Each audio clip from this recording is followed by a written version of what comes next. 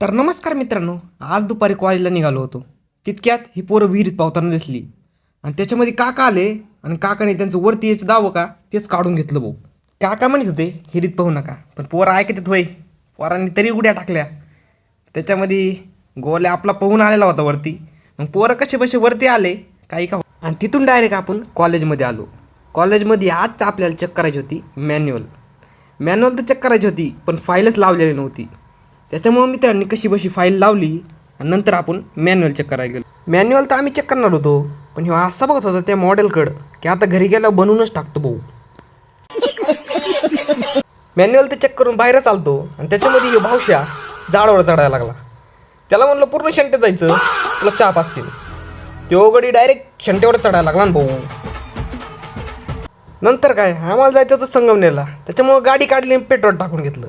संगमनेरला पोहोचून सगळ्यात आधी तर समोसा रगडा खाऊन घेतला. उशीर झालता आणि भूक लागली होती. भूक लागली म्हणल्यावर आपण बिर्याणी सोडतो वही. बिर्याणी खायला आलो, मस्त अशी बिर्याणी खाऊन घेतली. आजच्यासाठी एवढंच बा.